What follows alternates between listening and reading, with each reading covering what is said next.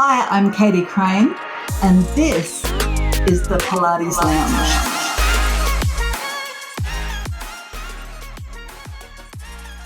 Hi everyone, my name's Katie Crane, the Pilates professional. Welcome to another episode of the Pilates Lounge podcast. Today, I'm a little bit excited to be welcoming onto the show two Pilates history buffs.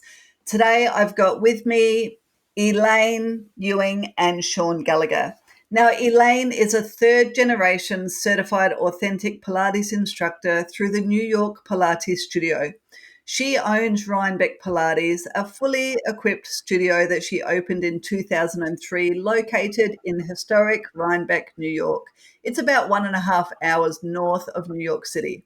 Many pieces of original Pilates equipment from Joseph Pilates' 8th Avenue studio can be found within Elaine's studio, and they are well cared for, maintained, and still in use today. She has studied and practiced Pilates extensively through workshops and classes taught by master teachers of classical Pilates method, such as Sean Gallagher, Jung-Yi Won, Mijo Wiggin, Bob Leekins, Leah Chapak-Katz, and Simona Cipriani, to name a few. Elaine's style of teaching is not only influenced by her studies with Pilates teachers, but is also heavily influenced by the Alexander technique, which she has practiced extensively for 8 years. Now, with Elaine, of course, Sean Gallagher comes along, and Sean had developed the first comprehensive professional Pilates certification and teacher of teachers training program, and published the first training manual on the authentic Pilates method. Sean is owner of the New York Pilates studio, which is the continuation of Joseph Pilates' original studio. Using the extensive Pilates archives, he has developed the first professional Pilates teacher training certification now used around the world, and is considered the gold standard that all other training protocols are based on. Sean was also instrumental in integrating authentic Pilates into physical therapy since 1990, and is himself a master physical therapist, Feldenkrais practitioner. He has studied yoga, nutrition, just to name a few. Sean Gallagher was a modern dancer for 10 years. He's a licensed physical therapist in 6 states and has been a leading practitioner in dance physical therapy for over 25 years. At some stage, we will definitely also introduce a place called Jacob's Pillow, which Sean has lovingly restored over the years, but we will get to that conversation in a little bit. So welcome to the Pilates Lounge podcast, Elaine and Sean. Thank you so much for joining me. Now I'm going to jump straight into the conversation. I would love, Elaine, for you to share with our listeners how you and Sean met, how you know each other, and what got you both so interested in the history of Pilates in the first place. Like, why is it so important for people to know about the history, and what do you find people most love about the history of the Pilates information that you've curated over the years? Hi, thank you so much for having me on your show. Very excited to be here. Well, I met Sean actually online on Facebook in 2013. There are and were a number of Pilates teacher forums on Facebook where we would chat about all kinds of things about Pilates. And Sean started commenting in the forums, and I didn't know him before that. I did teach and live in New York City for a number of years, so I was aware of him in his studio. And it was actually something I had always wanted to do, was to go practice there and learn there, but I never got around to doing it. And then, he started commenting, and I found his type of, thoughts and his knowledge and his way of commenting and communicating to be really interesting, and I wanted to try to learn more from him. So I invited him to my studio to teach a workshop. He lives about an hour south of me, so that was an easy thing to do. At the same time, he was actually teaching a workshop in the city, like maybe a week or two before that. So I went to that, and then he came to my studio. And then I started attending, as many workshops as I could with him, because, I remember that first time I took a workshop and I had my notebook out, right? I always like to take my copious workshop notes. I put the title of the workshop and the date, and I start writing, and I still have this. And at the end of the page, I call them Seanisms, his like phrases that are very unique to him and kind of like mantras, right? That become like what you think when you teach, when you really study with him, you start to think in these ways that are really amazing. And I wrote down my first Seanism that he said that I was like, oh my gosh. I put stars and I underlined it. I was like, this is it. I was just drawn right in. And, ever since then, I started doing more and more. I ended up doing his bridge program. So the New York Pilates teacher training program, I bridged in 2015. And then, it kind of went from there. I started teaching at his studio a couple of days a week. And then we began teaching together more. And then we started doing Pilates as a pillow. And then I became a certified teacher of teachers for the New York Pilates studio after that. So kind of just grew from there, as we got to know each other more. Yeah, okay, cool. And so, well, before we go back to the other part of the question, Sean, you're going to have to introduce yourself much better than what I did. I mean, I was like, so I'm going to hand it over to you.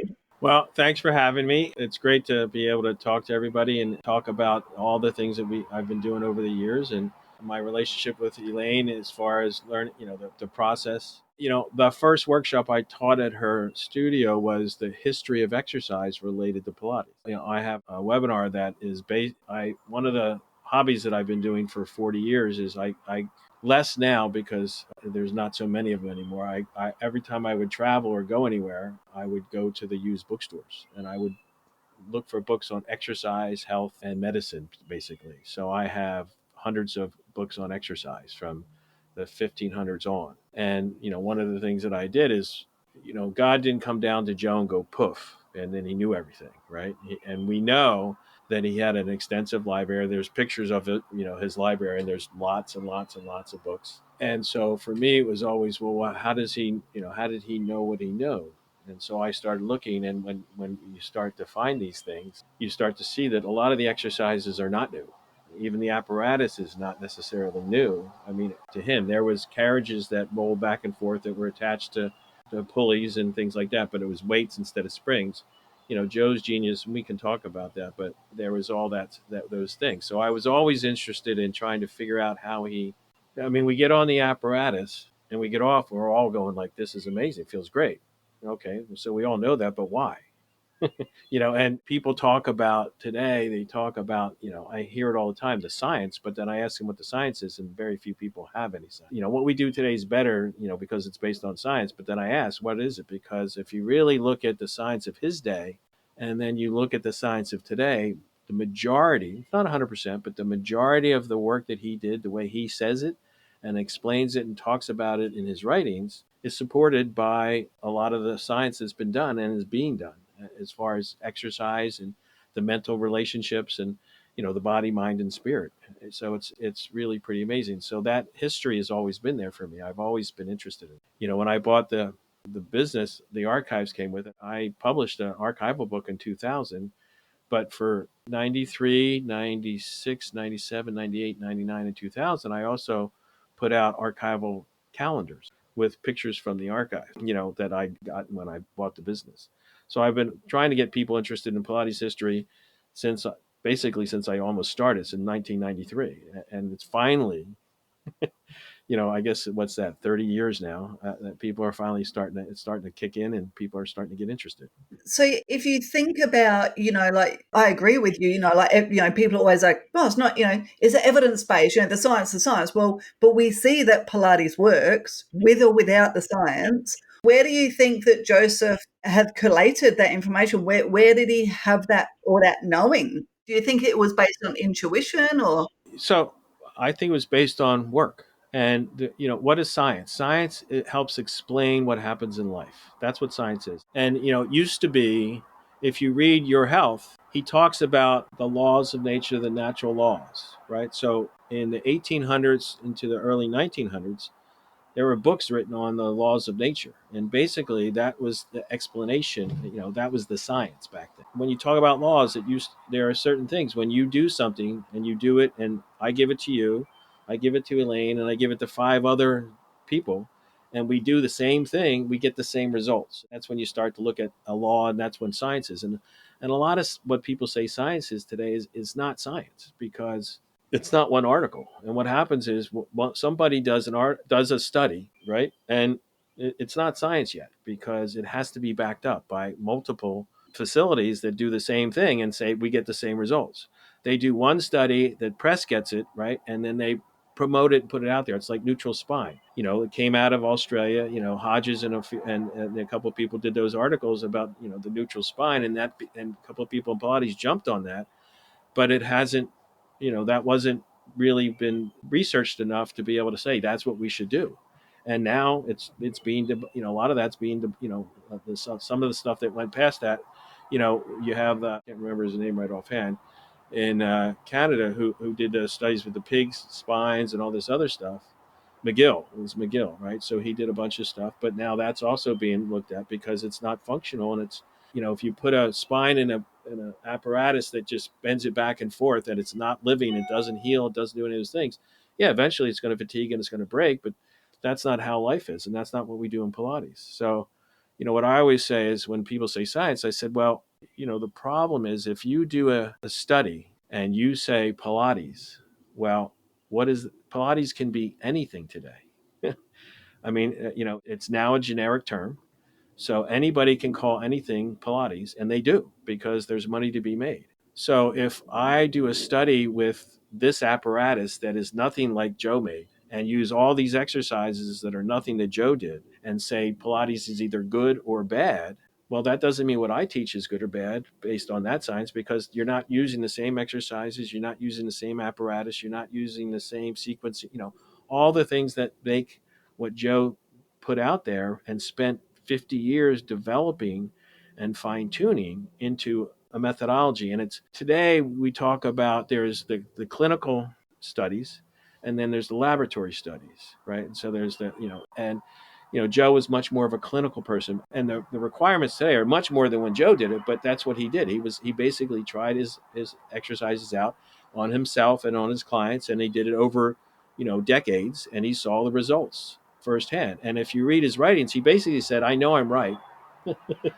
And he didn't change anything, because when you look at the archives, there's photo shoots that happen over decades, different photo shoots. So for the reformer, there's like 6 different photo shoots, and the majority of the exercises didn't change because they worked. And if it works, he didn't change it. So that, I think that's what when we look at, everything that's out there, you have to really do it with an open eye. And that's what I do. Like when I see it on social media and people say science, I say, well, let's look at that article, post it. Let's all read it. Let's all go through it. Let's see if it has validity. What kind of research was it? Was it, double blind? Was it was it a big enough group? Was it mixed, races and genders and all these other things that make it so that we can look at it and say, yeah, this system works for everybody, or only works for, different people.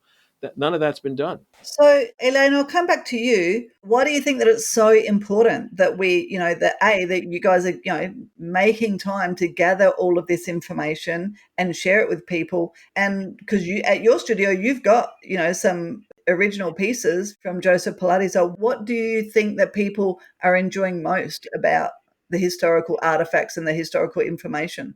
Just a quick little interruption to say a big thank you to listening to the Pilates Lounge podcast. This podcast is all about sharing our love of movement and Pilates with as many people as possible. So if you're enjoying the show, please take a moment to review us so that we can get the word out there. Also, if you haven't joined us on the Pilates Muse newsletter, it's a bi-weekly newsletter that shares a whole load of information with you. And we also have virtual online education programs. So if you're looking to get inspired and grow even more as a Pilates professional, check us out, www.thepilatesprofessional.com.au. Back to the show. Well, I think there's a lot of aspects to that. And one piece of that is, Joe came here in 1925, 1926. And he had apparatus, that he developed. He had his original pieces in his original studio. And that was pretty long time ago for objects that are physically used to still exist, right? So between Sean and I, as far as preserving the apparatus, I mean, that's so important because if you don't, it will disintegrate. I mean, we've both been approached by people who had apparatus from Joe and also from Karola Trayer studio. Someone approached me with a whole collection of her equipment, and she was like, I don't know what this is. It was in my garage, and it was like, like on the ground, and, they didn't know. So, I brought it here and, restored it and cleaned it. But, these things, if like a great example is, Fred Pilates, he had a studio in his house in St. Louis. And when he died, his family threw everything away, all his equipment, because it was like, what is this stuff? Like, we don't want it.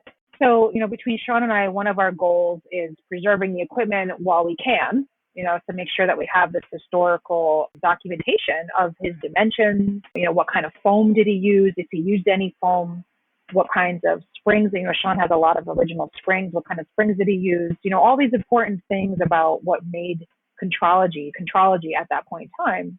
So not only do we preserve that, but then what can we learn from that? How is it different from what we use today? And, can we deduce through educated guesses? Sometimes it's educated guesses, sometimes there's documentation, but, why have things changed? And then once you start to get this body of information, what we do is we teach it to the teachers who want to learn from it. And then you develop this like deep sense of knowledge as far as like where the work comes from that you're teaching every day and how it evolves, or maybe it hasn't even evolved. Maybe we still do teach exactly the same way on a lot of exercises. So, knowing the history behind what you're saying and doing every day is, very empowering as a teacher, but also you're imparting this knowledge onto your students. When you're excited about it, and, like when we talk about it, we get very excited about it, then the people around you get excited about it too. So it's like there's lots of pieces to it that make it so great, so important. And also it's fun too. It's fun to learn these things and experience, the original. When I was first on Sean's clawfoot reformer, it was like an experience, like a moment, like you're using this thing that, hundreds of people used, in Joseph Pilates studio, you're doing footwork and you're like, oh my gosh, so many other people did this same movement on this piece of equipment and felt this. It's really, really amazing. So these are the important things about, why we do what we do and why learning about history is so great, in my opinion. Yeah, for sure. And I imagine it gives you such a depth of foundation of, what it is that you're doing, what it is that you're sharing, and why it is that you're doing it. Can you explain or share the listeners, Elaine, what does it feel like to be on an original piece of equipment compared to a modernized piece of equipment? Like, are the springs different? Like, explain it. Well, one of the main differences is, when Sean and I talk about this a lot, is the density of the foam. One thing that Joe used, he either used no padding or foam, or a thin amount, or he used like a horsehair, like matted material, or a jute material. Sometimes he did use foam. I have a folding mat that's original from Joseph Pilates. It's actually not hard. It's a little bit hard, but it has a soft foam inside it. But most of the time it was very firm. And if you think about, the thickness of foam on your equipment, let's say it's 1.5 inches thick, it usually is. If you were to take that 1.5 inches away and you use it like a dense padding, that entire 1.5 inches is then what your body is doing. There's that much more length in your spine, or that much more pressed down through your leg that you have to work through to get down to the mat. So that actually changes the work immensely.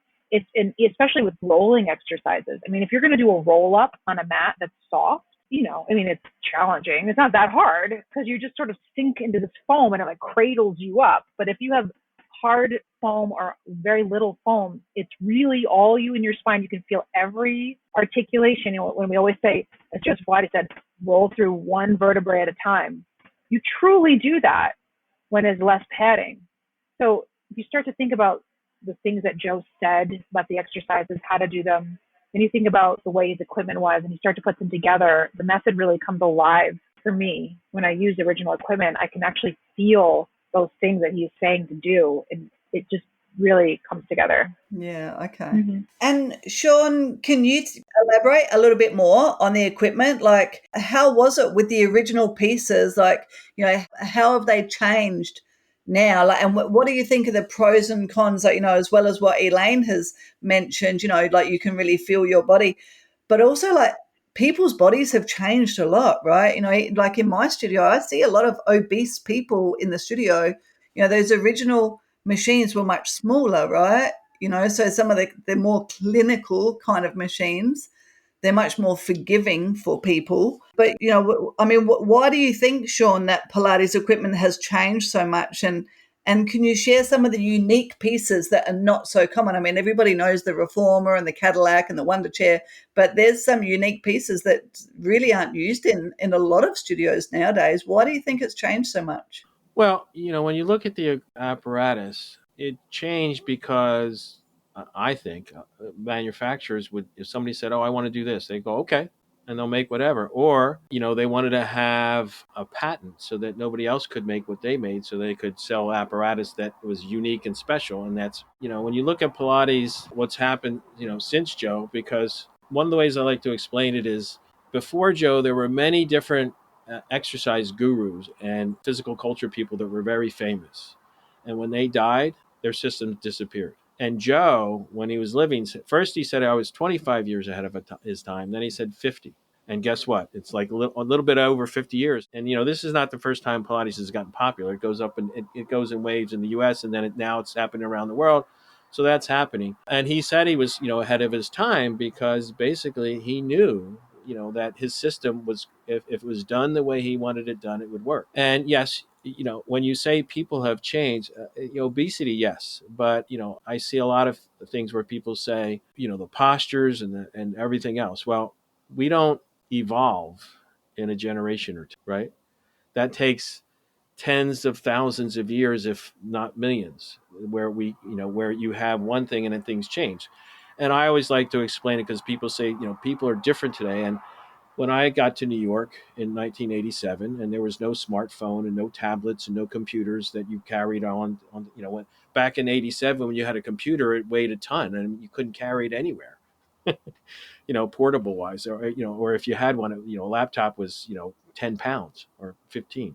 And, on the subways, everybody was reading a book, a newspaper, a magazine, slouched over in the same postures. And today you go on and everybody's looking at a phone, a tablet, or on a laptop, and they're slouched over the same ways. The only thing that's different is maybe, some thumb issues, right? Because we're using our thumbs more. But as far as the postures and everything, it's really hasn't really changed much. And Joe was in the city, so it's the same population then, and dysfunctions of what you do on a daily basis that cause the problem. So when you look at equipment today, people try to change it to make it special. They want it, or they try to, perfect example, the springs, right? Now you have springs where they're different colors, so they're different tensions. Well, that's based on, the whole weight training aspect, right? More resistance. You want to get stronger, you have to have more resistance. So if you have less, you do those types of things. Well, Joe's springs on his clawfoot reformer, they were for the same springs. I had them reproduce. Took them to the spring manufacturer.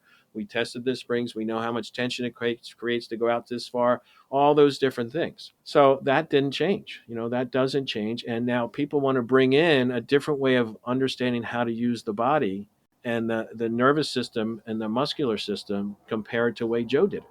And Joe didn't think that way. So and when you look at using, the springs, each exercise has a specific 10 spring tension, right?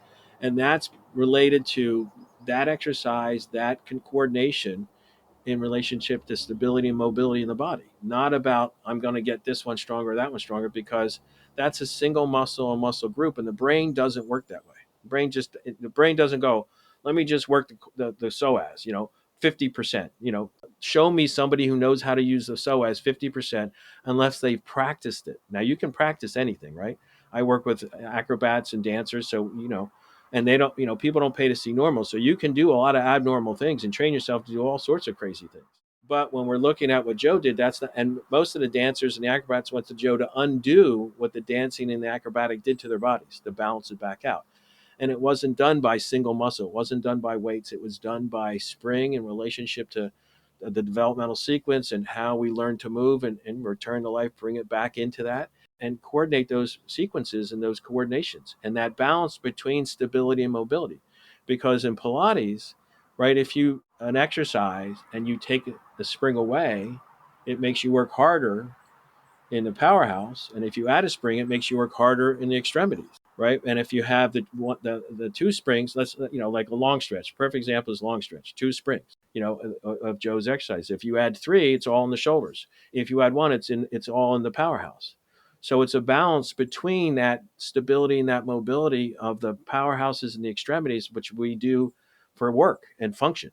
And so he understood function, and he didn't think about it. Wasn't eye candy, right? It wasn't about building the body to build muscles to look a certain way. That's not what his system is about at all. So when you look at these now, people are starting to bring that in and say, well, red spring, yellow spring, light spring, we're trying to change that up. They're missing the understanding of how to do the exercise. And if you can't do the exercise on that apparatus, there's a whole system of ways to retrain people so that you can do that. And you do it changing in relationship to gravity, right? So it's always, because gravity doesn't disappear. It's always there. So we have to understand how to use ourselves within gravity. And when you do a intermediate to advanced Pilates workout, there's nothing in life that I've seen that you can't do if you can do that workout.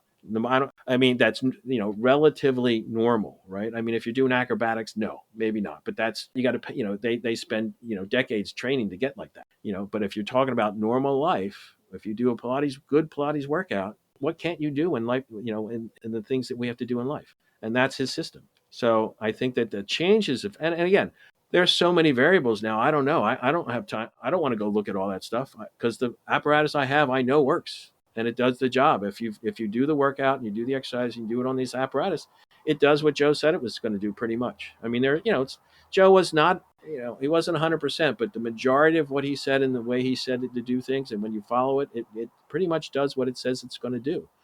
And that, what I find is that people change everything, but they expect to get the same results. But how can you get the same results if you're doing something different? And it's not necessarily bad, right? I'm not saying that what they're doing is bad.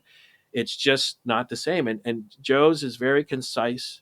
You do a basic workout. I mean, it's a workout. It's not therapy. It's a workout. And he even says it wasn't about therapy. The difference is if you do maintenance, you don't usually need therapy. I'm a physical therapist, and I can guarantee you if 90% of the people who came to me were doing Pilates, they probably wouldn't need to come to me, right? Because, there's accidents that are accidents. And there's the things that we do on a daily basis that over decades eventually cause a lot of dysfunction, a lot of problems. And if you're doing Pilates, you don't have, you undo, if the job makes you do that, if all these different things make you do that, then you can change that over time with the exercise. And what about some equipment that isn't so popular these days? Can you share some of that? Sure. Well, one of the things that, so you were talking about Jacob's Pillow. Well, it's not Jacob's. Let me explain Jacob's Pillow. Jacob's Pillow Dance Festival was started by Ted Sean, and he was a modern dancer. It was in the Berkshires, and he invited Joe to come teach there. And Joe kept trying to talk him into turning it into a health camp, and it never happened. So Joe went around the corner, basically bought 56 acres and started to build and make his own. I'm right behind me is Joe's studio that he built to be able to do that, right? So and what we've done is we've tried to come back to that. I've taught at the Pilates at the Jacob's Pillow Dance Festival for 22 years. This year they're not doing any exercise for the community. They're just doing dance classes. But up until the last 22 years, besides the pandemic, there's a couple of years in the pandemic I didn't do, but 22 years. So I redid what Joe was doing.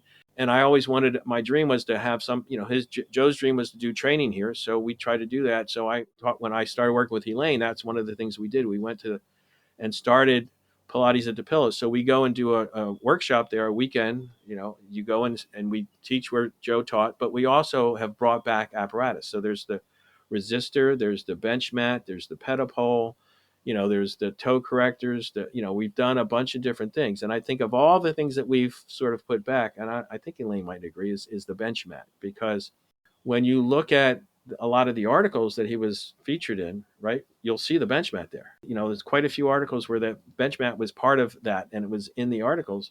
So it was something he used in his studio, and he wanted it presented because he made sure that the pictures were taken with the bench mat.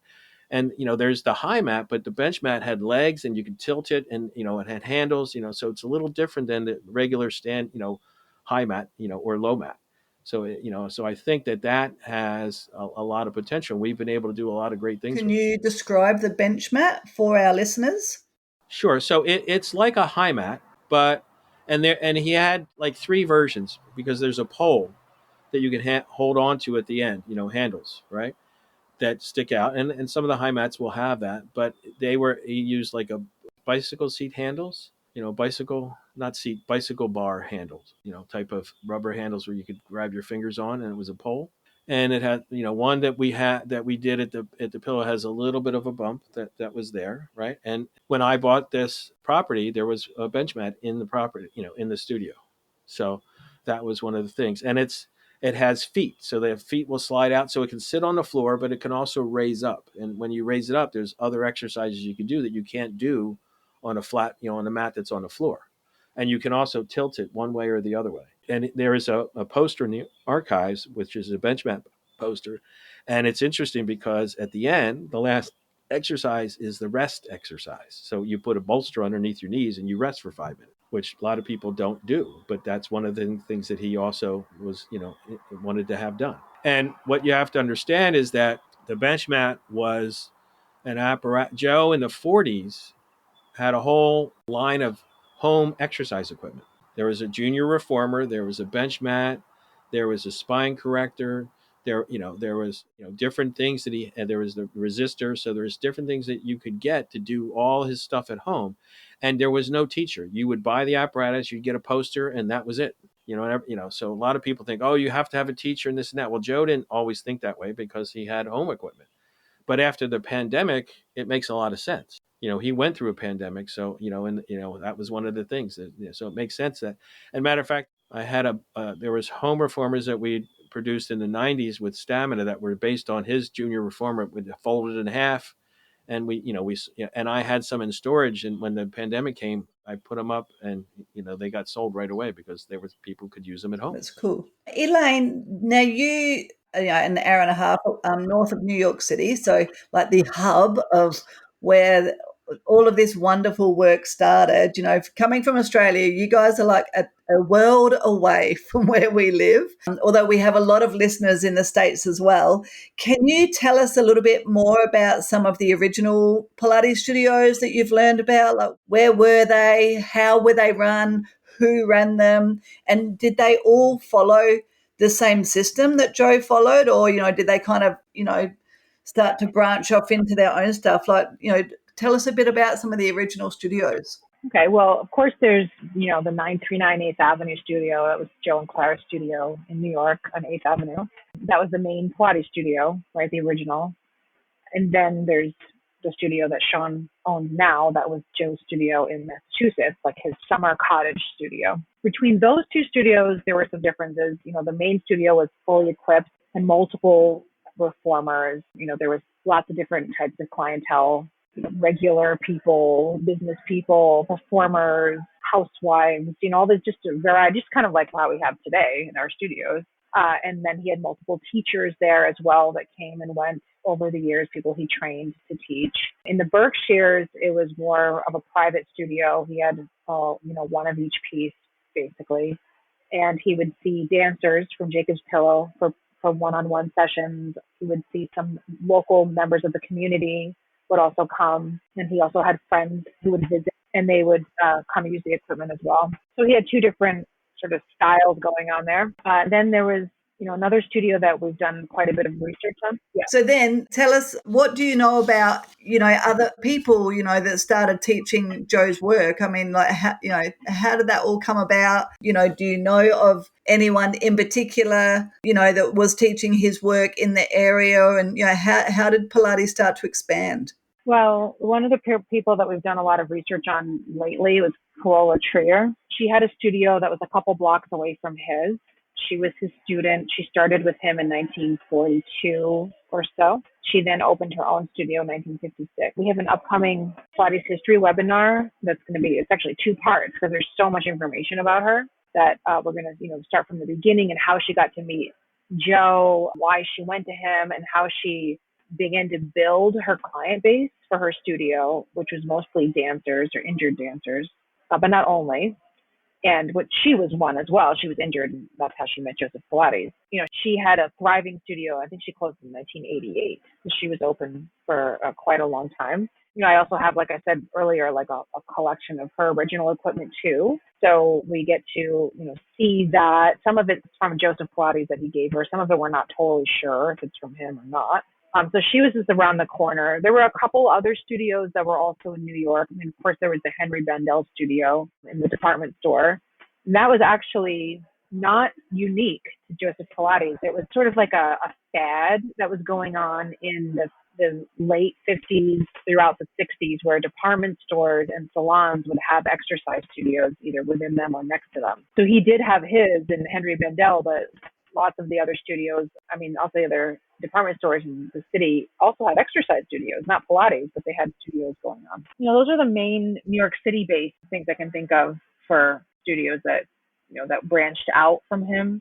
They basically come from his students, people that he trained to become teachers. They either taught at his studio and then went to open their own, or, in Karola's situation, and I don't actually know if she taught at his studio or not, but she, like I said, opened in 1956, down a couple blocks away. And then, as far as did they teach the same as he did? Oh, that's fascinating. I don't really know how it was taught at, I'll say, Henry Bendel's studio, for example, because it was very small.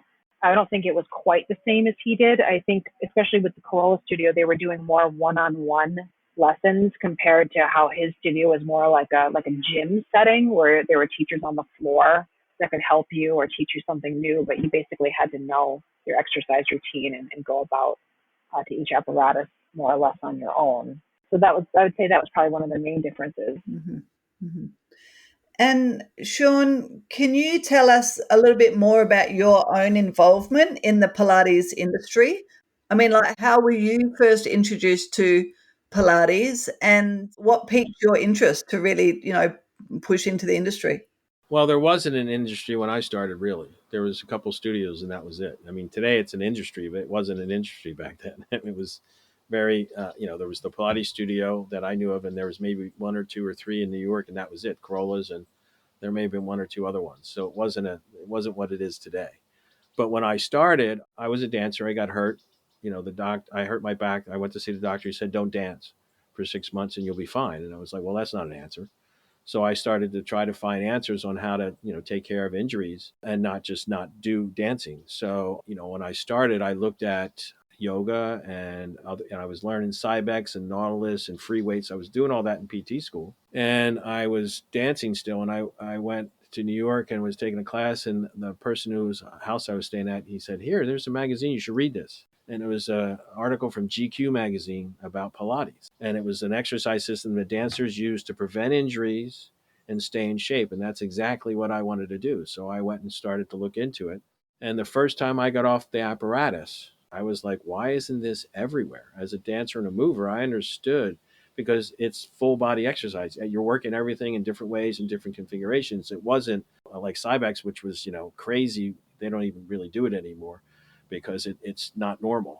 If somebody was walking down the street doing the movement the way you did on a Cybex machine, you'd think they have a neurological disease.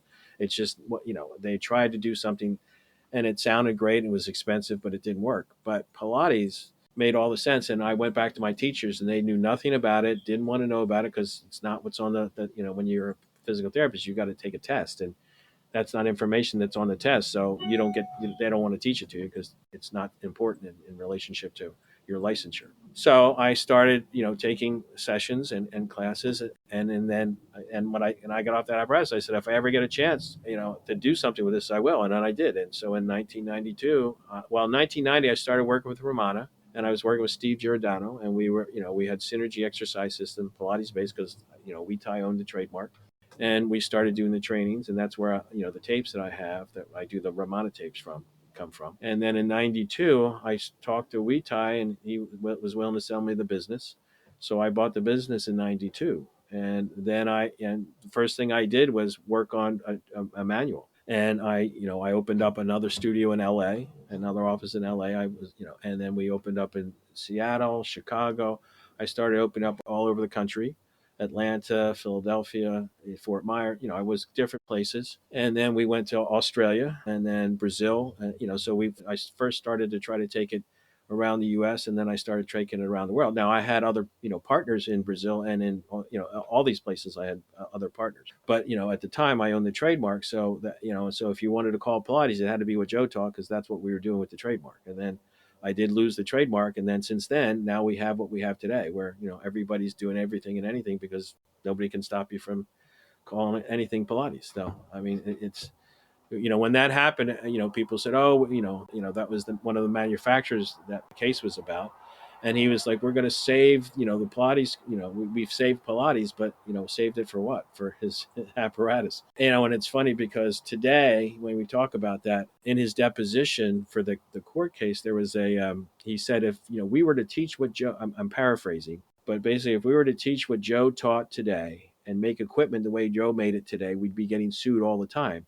And that's exactly what he's doing right now. He's making, the contrology version of the exercise, which is a knockoff of Gratz. And and he came to me and not too long ago asking to buy their archives because he wants to use them in his manuals. So, it's just, it's sad what happened, but basically that's what it was. And it's, when we're looking at trying to build my thing, that's what I've always been about, the quality and integrity of the work. And I've tried to do that, maintain that.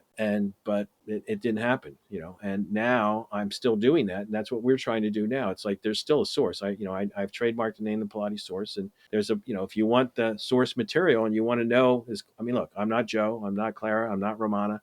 We can't be them, but we can be pretty close. And I have, with the archives and things, we can be pretty close to what he taught, how he taught, and with the equipment he taught it with. So that's the goal, and it's always been. So that when you talk, that's how I got into it, and I've been trying to do that ever since.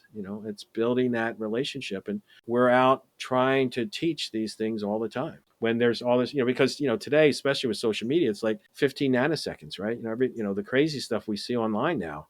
That's danger. It's like, what's the purpose? What's the reason besides getting your 15 nanosecond? And I always used to say in my lectures up until recently, why do they make gym equipment? And they make gym equipment to sell gym equipment and make money. So, when you look at single muscle or muscle group, to get a full body workout, what do you need? 20 or 30 different machines, where Pilates, it's the universal reformer, one apparatus, and you can basically do a full workout for the whole body. So his understanding of the body and his genius, is amazing. And for me, it's really about, you can't learn somebody's life work in a weekend or, in a month or in a year. It's going to take a long time and it's like ballet. You can't become anybody can say I'm a ballet teacher, but you can't really be a good ballet teacher and teach good ballet in a weekend workshop or a weekend training, or now it's online for, a couple hours and you can be a certified Pilates teacher. It's kind of sad that it's gotten to that point. Yeah, it breaks my heart too. But do you think I'm not sure whether we were recording at the time or not, but you said, that you've been doing this work, building this historical archive, sharing this work for many, many years, and finally it's becoming popular. The way I observe it is it's almost like, things have had to devolve, and get so, the online space, like the mega reformers, it's almost like, things had to disintegrate for people to actually see the value in the work that you are doing and in the original work. I agree with you 100%. A lot of that what's happened is that people have gone so far off. And I can't tell you how many people have come to me and said, I feel like I got ripped off because I thought I was learning Pilates and I wasn't. And then when they come here and they see what really is, because there's, primary source evidence, there's the archive, this is what he's taught and this is what it is. And they're like, I didn't get taught any of that, so, and it's an understanding. Like I have one of the webinars I do is called Understanding Joe's Contrology. And I try to use his science and the science of today and going forward to explain why it works so well, because there is a lot of that out there. that's just anything goes. I call it anything goes Pilates. And it's in some ways, it's everywhere now, but it's just his name. His system is not. His name is everywhere, but what he taught and how he taught it and his exercises, and it's not everywhere. And it may be, and I think it's gotten so to this point where now people want to come and find the real deal. Yeah. And everybody needs to exercise. Everybody. Our bodies require exercise. If you don't exercise, your health goes, you spin one way, we spin another way, but either way, they're both spinning down the wrong way. Right? When you don't exercise. And part of it is, I say, you're plastic to the end, right? The body's, it's moldable. We can change things, but it's plastic to the end the wrong way or plastic to the end the good way.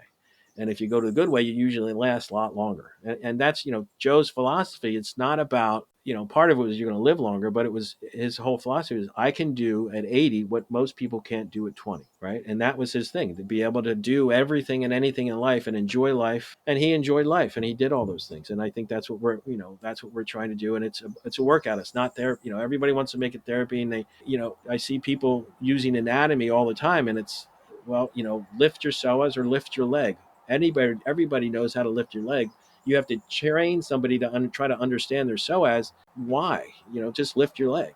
And when we look at Joe's teaching, it wasn't his primary language, so he didn't get into these convoluted anatomical explanations and all that. I mean, if that's what somebody wants, that's great, but for most people, we don't need that. And people are better educated than his day. I mean, we have anatomy in school now. I don't know if they did it back then.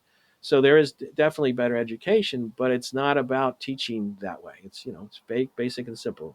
Up, up, up, down, down, down. In with the air, out with the air. It's all those things. So with all of this work that you're doing, and obviously it's become a labor of love, and and I'm sure that you both have gained so much respect of the work that Joseph did, knowing all of the history and collating all this history. Sean, what is your hope for Pilates in the future? And if you could have a conversation with Joe today, what do you imagine he would say about the method and its modernization? What would you want to talk to him about? Well, it's pretty clear what he would say because, he said, I hear people say, oh, he wants it on every street corner, but he wants what he taught on every street corner, not what's on every street corner today. And he would not be happy because they're using his name to make money doing things he would never do. And that he even, in his writings said, don't do, don't use balls, don't do this, don't use loud music. I mean, all these things that people are using. So I don't think he would be too happy at all. And one of the things, when I first met Elaine, was the history of exercise. And I think I got her started. And she has done so much work in finding things that nobody else has found before. And she shares it. And for me, I've been doing this almost 40 years, right? 86. So 3 more years, it'll be 40 years. And I still learn new things. And she'll show me something. I'll be like, wow, that's amazing.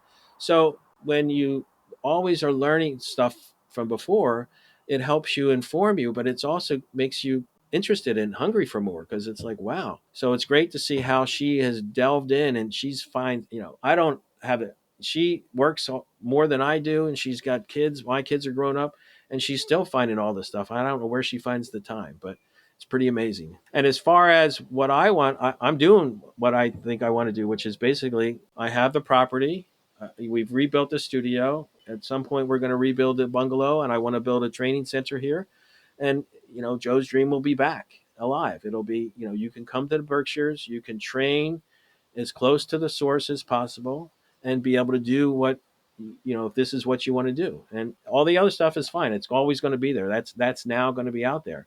It's big business now, but there's always going to be that source. Yeah, I agree, Elaine. I love following you on Instagram. Like, every time you put something up, it just totally warms my heart. Like, it certainly, allows us all to feel closer to the source, to have a little bit of history that you share every time. It's so valuable for us all. So thank you so much for all of the work you do. Elaine, I'd love to know from you, what is your hope, for Pilates in the future, and what sort of conversation, what would you ask Joe if you could meet with him today?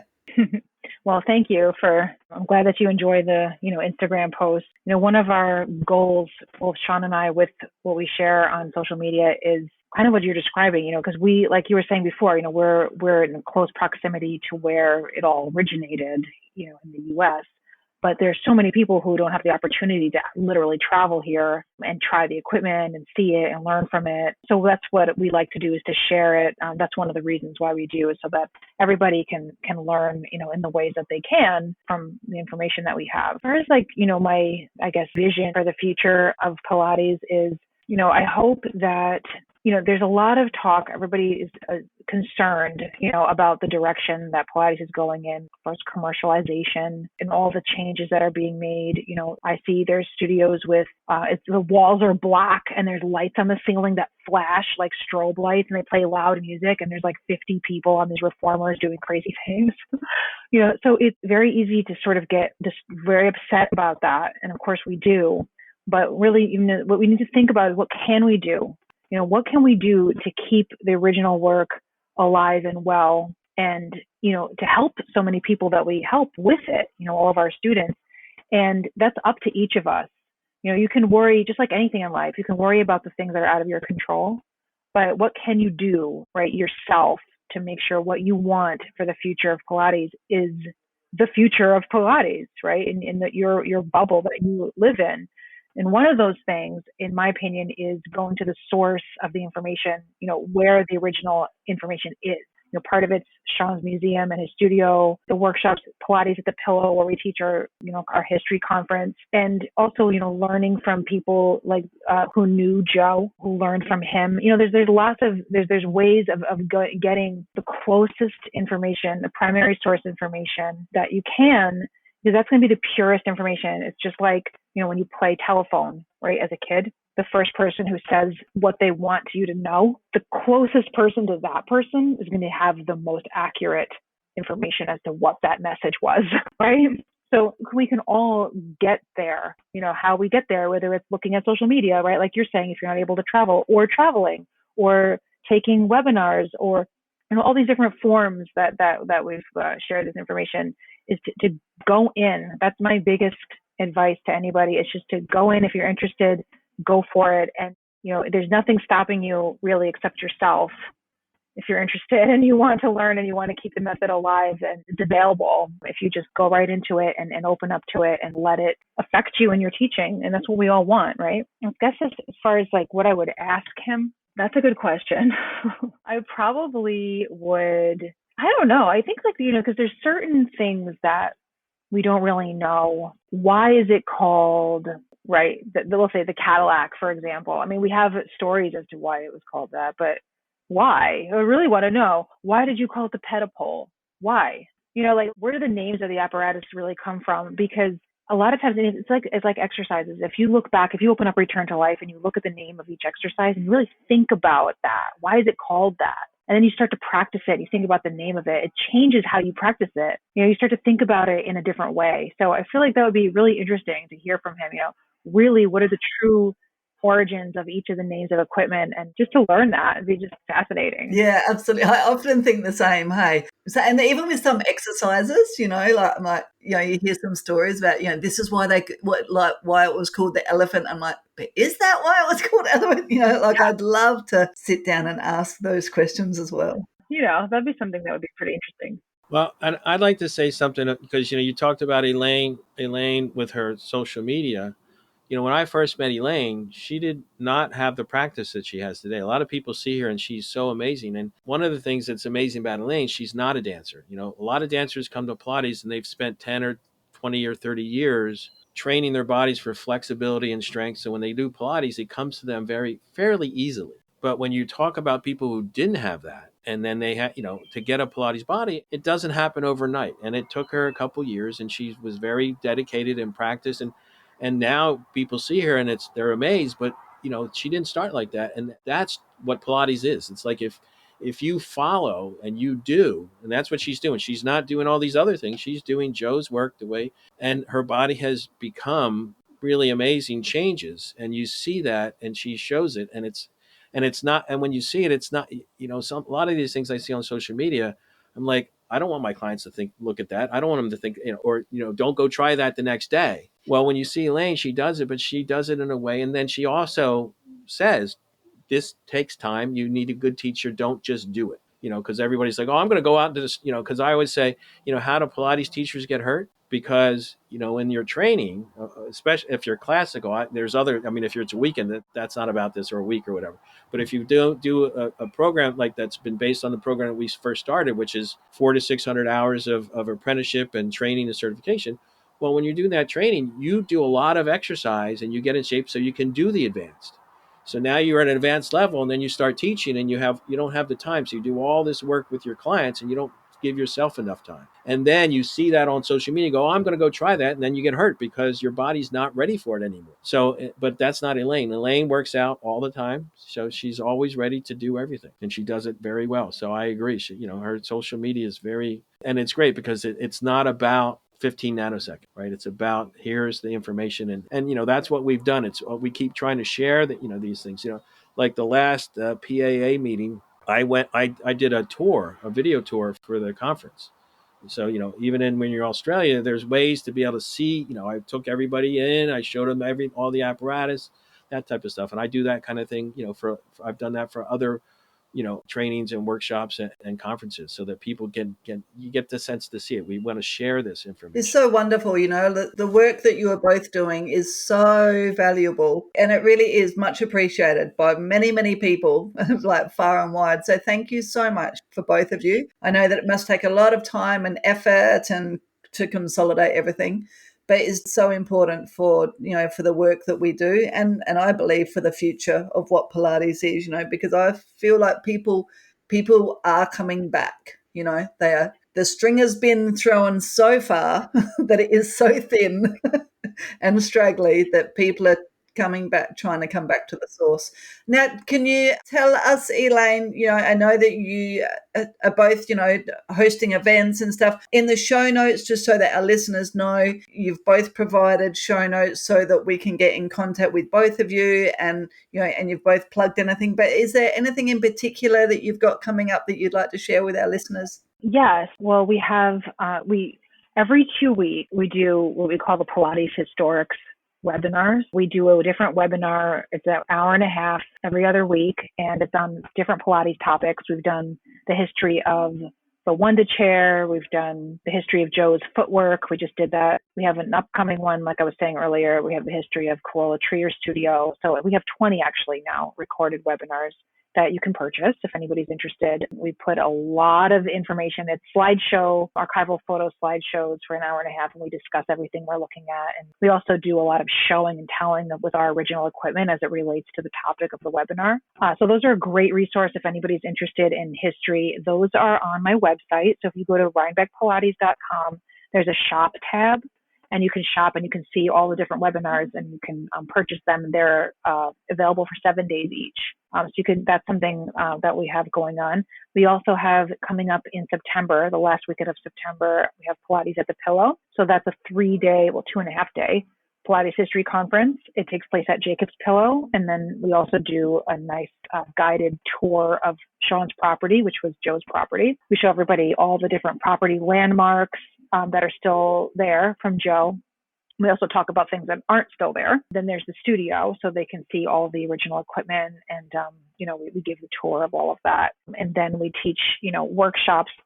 Yeah, we teach workshops throughout the weekend. This coming one in September, it's based on the reformer. So all of our workshops all weekend are on archival reformer exercises. We're going to have, I don't know, is it like 15 reformers from both of our collections that span from, starting with Sean's from 1930s, that's the clawfoot reformer. Then we have reformers from the 80s through the 2000s till today, all classical, different versions. And there's a lot of differences there to talk about. But anyway, it's going to be quite an experience, because it's really the only time I've ever known of a conference where you can actually experience all these different reformers. We have 80-inch reformers, 86-inch, 89-inch, different spring tensions, different foot bar heights, all the things that have gone on through classical Pilates that have slightly changed over the years. So we'll teach Joe's original equipment, that's the clawfoot, and then everybody can practice on all the different kinds of reformers that we have and really get a good sense and feel how to translate the archival work onto classical reformers that you may have in your studio. So those are the things we have going on primarily. We also have, Sean can talk about the teacher training program that he teaches it, and I teach it too at my studio, but that's coming up this fall. Yeah, absolutely. Okay. And so the event with all of the reformers, is that, did you provide that in the show notes? I believe so. Pilates at the Pillow. I'll just double check. So I can add. Okay, perfect. I can add to that and it'll still appear. Is that what you said earlier? Mm. Okay. I'm pretty sure I did that. Yes, because that'll definitely be a great one. A couple things, the webinars that we teach, the historical ones, Elaine didn't mention is she does a lot of this. She also researches what came before. So we see what was available before Joe, and then we see how Joe then changed it or did something different to make, what did he take that idea, or was it, great minds think alike? I mean, there's all those things, but so the webinars show the history of other apparatus, like different chairs or the beds and different things like that as well. So we try to do as much of that as possible so that they get that sense. And then at the Pillow, there's the reformer, but then I also do Joe's breathing, because Joe's breathing is very different than almost anything else, and it's very broad. That when you really look at his exercises and you see how he talked about breathing, we see that, and we know that breathing was important to him, because if you look at Return to Life, there's only one thing that he capitalized, and it was the breathing. So if it's not important, you wouldn't capitalize it and bold it. So we know that the breathing was important. And then there's other posters and other things in the archives where his breathing is in relationship to springs, other apparatus. So that's what I'm going to be also talking about and teaching at the Pillow, as well as the breathing aspect. That's fantastic. That's awesome. Okay, great. And you were saying, Elaine, that Sean, you've got teacher training as well on offer? Yeah. So the teacher training I have is the classical Pilates basically comes from Romana. And the training program that Romana did was with Pilates Inc., the business I had, and that's what we took all over the world. And that's the manual. So I had a manual. We made a manual almost right away, and then Romana complained it had problems. So then Bob Likens and Shari and Romana and sat down, and I put them together, and I said, okay, Romana, you make the manual the way you want it, no matter everything you wanted. So they had access to the archives. They would look at the archives. They would talk.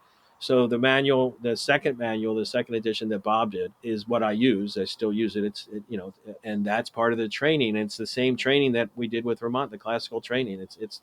It's really the source of classical training, this program that I have. And right now we do it in Rhinebeck. The studio I had in New York that I had for 30 some years after the pandemic, I'm 66, and I decided I'm not going to open another business in New York City 4 years or 5 years, because I don't know if I want to keep doing all this for how, I mean, I want to keep teaching, but I don't want to run the business and the paperwork. And I also had a physical therapy practice as well. So I've closed that office and I'm focusing on the studio here in the Berkshires and, focusing on that. But so the training now, I have Elaine does the teacher training. I also do the teacher training in Aurora, Canada. And then I also do the teacher training down in Merida, Mexico. So if you want to go when it's cold, you want to go when it's warm, you can do, all those things. And again, it's and we teach it system based. So it's basic, intermediate, advanced systems, and how to put it all together. And I try to add a little bit of the science and a little bit more of why it works. So, part of one of the requirements to do the teacher certification is to take my webinar on understanding Joe's contrology, so that they understand, it's more than just the exercise. It's really trying to understand the sciences behind it. And Elaine is, at her studio, what I do is I teach the basic usually, because that's the foundation. And I'm a big believer that, you can do basic for over and over again for a long time, but you got to keep people moving. And so Elaine, teaches the intermediate advanced, and that's the way I'm trying to set it up, the trainings, where I go and I meet everybody and I train the basics so they get a good foundation of the sciences and everything else. And then eventually when I write the book, then that'll be easier to pass on as well. Ah, fantastic. Well, I tell you what, I mean, I'm not a big fan of social media and the internet and stuff, but, thank goodness for the internet, because this is how you guys can get the word out of all of the work that you're doing, and, that ultimately we can reach more and more people. So thank you so much, both. I cannot tell you how much this means. I know that it's going to be super valuable for all of our listeners, who come from a lot of different styles of Pilates. And the idea here really is, that we keep bringing people back, to the original work, and maintain a holistic view of the work that we're doing, so that we really can help as many people as possible, with the beauty of Pilates. So thank you so much for your time, Elaine and Sean. My name's Katie Crane. I'm the Pilates professional, and this is the Pilates Lounge podcast.